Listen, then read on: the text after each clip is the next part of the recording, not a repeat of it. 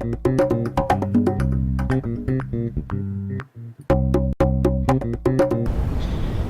les uns et les autres, on va parler. Les gens de la fac, je les connais tous. Je les vois très très régulièrement. Quand ils ont besoin de quelque chose, d'ailleurs, ils savent m'appeler.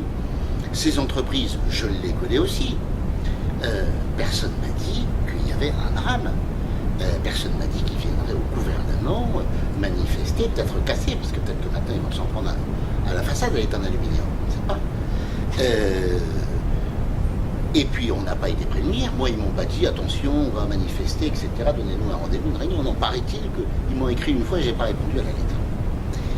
Voilà, donc je trouve que pas de demande de rendez-vous, pas de demande de réunion, et tout d'un coup on vient, on manifeste, on bloque les accès, etc. Mais surtout, sur quel sujet? 5 entreprises veulent une interdiction totale des importations. Mais j'ai une étude ici de la DAE que je tiens à votre disposition avec les sources confirmées par la douane. Les importations, c'est 1% du marché. L'ensemble des importations, c'est 8 000. L'ensemble, pardon, de la production locale, c'est 8 milliards. 8 milliards. L'importation, c'est 1%. Mais de quoi on parle? Mais de quoi on parle?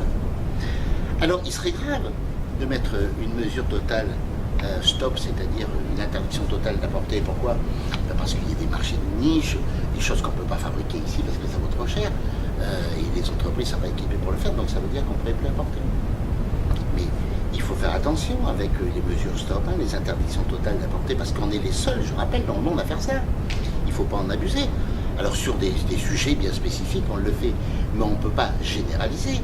Et puis vous comprenez bien quand même qu'il y a une drôle de mentalité qui s'est instituée. Alors on fabrique, ensuite on veut une mesure d'importation totale, ce qui fait qu'ensuite on est libre, c'est-à-dire qu'on fait le prix qu'on veut, puis on fait la qualité qu'on veut. C'est la vérité, c'est celle-là. Alors nos entreprises qui sont anciennes, pour la plupart sur les 5 qui ont demandé, il y a 3 entreprises anciennes, bien connues, qui travaillent bien, qui travaillent de manière satisfaisante. Est-ce que ces entreprises sont menacées?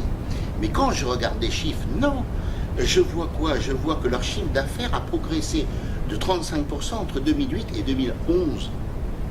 Alors effectivement, leurs résultats ne sont pas très, très importants. Mais à ce moment-là, qu'on se voit, qu'on discute, qu'on regarde quel est réellement le problème.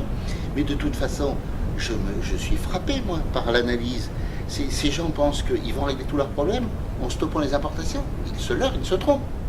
Alors comme je les connais, et qui ne sont pas idiots, ce sont des gens capables, des gens qui travaillent, je comprends bien ce que ça veut dire. Je comprends bien ce que ça veut dire.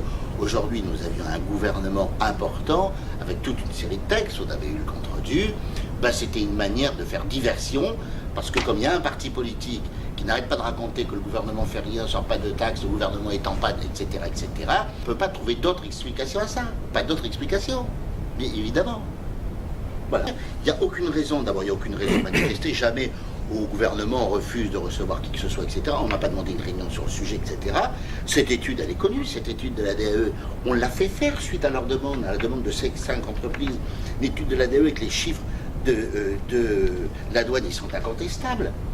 Donc, on voit bien que si un certain nombre de ces entreprises ont des difficultés, je vous dis pourtant leur chiffre d'affaires, il a cru de 35%, mais si par ailleurs il y a des difficultés, c'est pas en faisant une mesure forte à l'importation d'interdiction qu'on va régler leur problème.